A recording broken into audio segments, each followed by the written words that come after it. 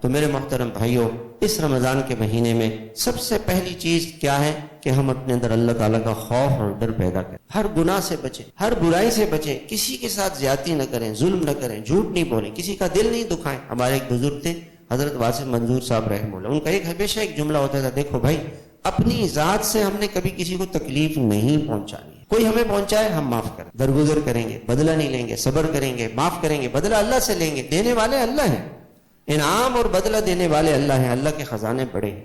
رمضان میں تراویح کا اہتمام کریں، صدقہ و خیرات کا اہتمام کریں، لوگوں پر خرچ کریں گے تو اللہ تعالیٰ اور دیں گے۔ اسی محلے میں ایک بھائی ہے، مجھ سے کہنے لگے کہ جی میرے مال میں برکت کیسے آئی؟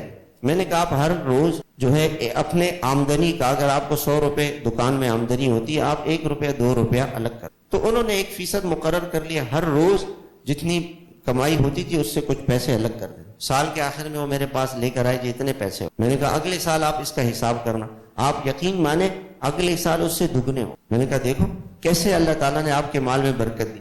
ایک آدمی تھا، اس کی جاب نہیں لگ رہی تھی، تو رات کو اٹھا، اس نے تہجد پڑھی اور کہا یا اللہ اگر مجھے جاب مل گئی نا، اس جاب میں سے میں 1/3 یعنی 2 حصے میں لوں گا۔ 100 روپے اگر ملیں گے ملازمت سے، 66 روپے میرے ہوں گے یا اللہ، اور 33 روپے آپ کے ہوں۔ کہنے لگے جب میں نے رات کو اللہ سے یہ بات کی تو صبح ہوئی، تو صبح مجھے جو ہے وہ جاب مل گئی، اگلے دن ہی جاب مل گئی۔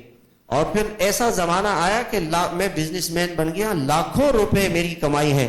آج بھی میں اپنی کمائی کا 33% ہر مہینے حساب کرتا ہوں اور 33% اللہ کے نام پہ دیتا ہوں۔ اس کے بعد سے کبھی میری زندگی میں کوئی پریشانی نہیں۔ ہم اللہ کو دیں، خرچ کریں، اللہ پر اللہ کو دیں، اللہ پاک کے خزانے بھرے پڑے ہیں۔ تو رمضان کا مہینہ یہ اللہ کے خزانوں سے لوٹنے کا مہینہ ہے۔ دعائیں مانگیں، تہجد کے وقت میں دعا مانگیں، افطار کے وقت میں دعا مانگیں۔